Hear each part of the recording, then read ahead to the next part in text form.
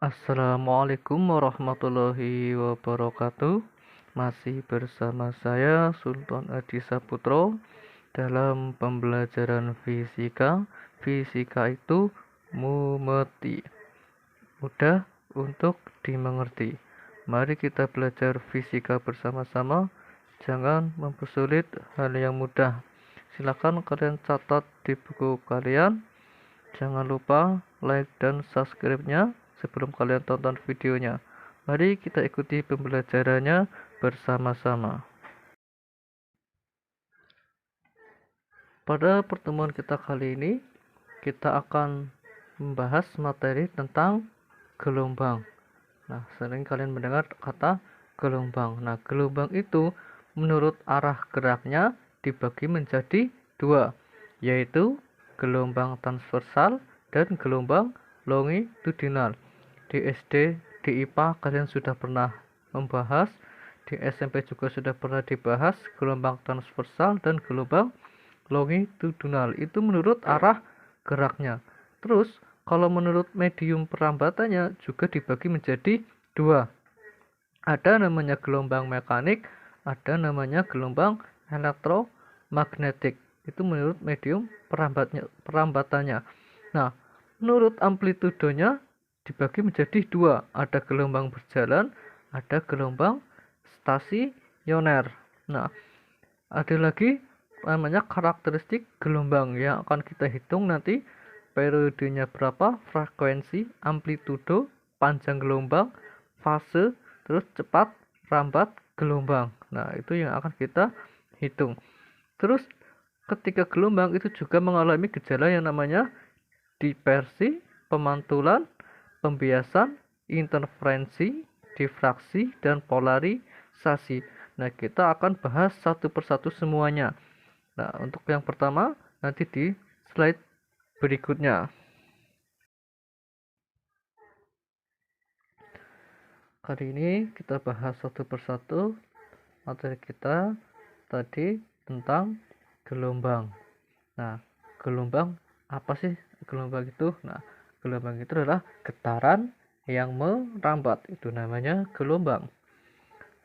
Nah, yang pertama yaitu gelombang longitudinal. Nah, di SD sudah pernah dibahas, di SMP juga sudah pernah dibahas.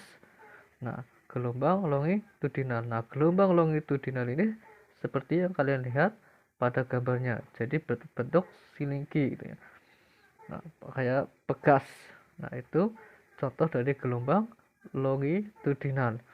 Nah, kalau kalian di situ ada namanya rapatan, ada juga namanya regangan. Nah, di situ ada kalau simbol seperti itu dibacanya lambda itu.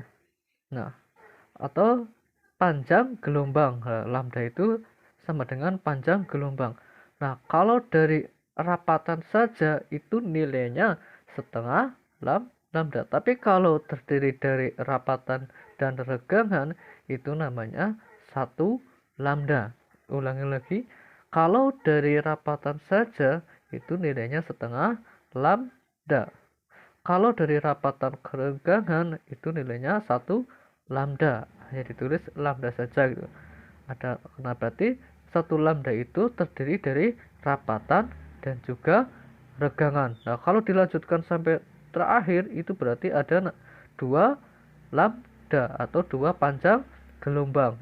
Itu apa? Gelombang longitudinal. Kalau tadi kita membahas tentang gelombang longitudinal, selanjutnya yaitu gelombang transversal. Nah, gelombang transversal itu seperti itu bentuknya. Contohnya misalnya kalian pegang tali terus diayunkan gitu. Nah, itu jadi membentuk gelombang transversal. Nah, pada gelombang transversal seperti kalian pada lihat pada gambar, nah itu terdapat namanya satu bukit dan satu lembah. Nah, kalau tadi gelombang longitudinal ada rapatan dan ada renggangan, kalau di gelombang transversal itu ada namanya bukit dan lembah. Nah, kalau satu bukit itu dari A ke C. satu lembah dari C ke E. Nah, untuk panjang gelombangnya, untuk lambdanya, itu kalau dari A ke C, itu nilainya setengah lambda. Atau dari C ke E, itu namanya setengah lambda. Nah, jadi untuk satu gelombang, satu lambda, itu membutuhkan satu bukit dan juga satu lembah. Itu panjang gelombangnya baru satu lambda. Tapi kalau hanya bukit saja itu baru setengah lambda, atau setengah lembah saja itu baru setengah lambda. Tapi kalau satu bukit satu lembah, nah itu jadi namanya satu lambda. Nah, misalkan dari A ke G sampai terakhir di situ, berarti itu satu setengah lambda. Itu perhitungan gelombang transversal terhadap panjang gelombangnya. Setelah kita tadi membahas gelombang longitudinal dan gelombang transversal, nah sekarang kita menghitung cepat lambat gelombangnya. Nah, cepat lambat gelombangnya itu dirumuskan V sama dengan lambda per T besar, atau V sama dengan lambda dikali F. Jadi ada dua rumusnya, V sama dengan lambda per T atau V sama dengan lambda dikali F. V itu kecepatan, lambda itu panjang gelombang, T besar itu periode, nah F itu frekuensi, satuannya Hertz. Kalau T besar periode itu satuannya sekon. Terus selanjutnya frekuensi. Frekuensi itu dirumuskan F sama dengan N per T, atau F sama dengan 1/T. Nah, berarti frekuensi itu rumusnya N per T atau F sama dengan 1/T. N jumlah getaran tiap satuan detik. Nah, atau 1/T. Nah, itu rumus dari frekuensi. Terus selanjutnya yaitu periode. Nah, periode itu rumusnya T sama dengan T besar sama dengan T kecil per N. Nah, waktu dibagi jumlah putarannya, itu namanya periode. Nah, itu tentang perhitungan tentang cepat lambat gelombang, frekuensi, dan periode.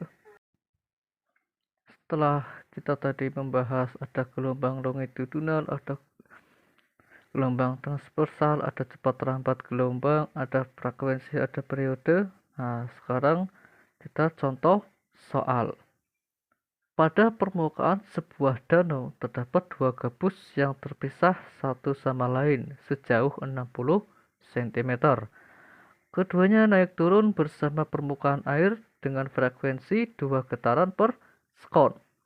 Jika salah satu gabus terdapat satu bukit gelombang, tentukan cepat lambat gelombang pada permukaan danau.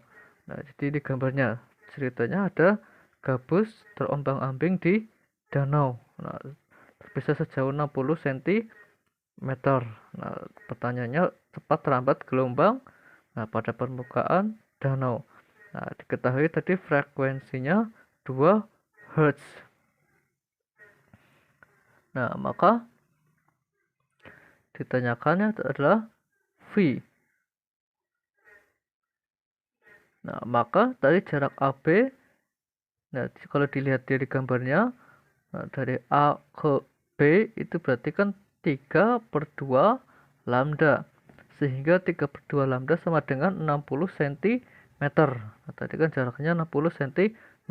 Maka 3/2-nya pindah ruas, jadi lambda sama dengan 2 kali 60 per 3. 2 kali 60 itu 120.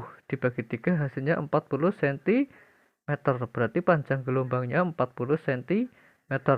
Nah, dengan demikian, dengan rumus cepat lambat gelombang seperti yang dibahas tadi sebelumnya, V sama dengan lambda dikali F sama dengan, nah lambdanya tadi sudah ketemu 40, frekuensinya tadi 2, berarti 40 dikali 2 hasilnya 80 cm.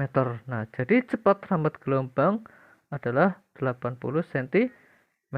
Itu tentang tadi gelombang longitudinal dan gelombang transversal. Nah, kalau ini contohnya contoh gelombang transversal. Untuk pembahasan kali ini tentang cepat lambat gelombang, Sampai sekian dulu, silakan catat di buku kalian. Jangan lupa like dan subscribe-nya. Wassalamualaikum warahmatullahi wabarakatuh.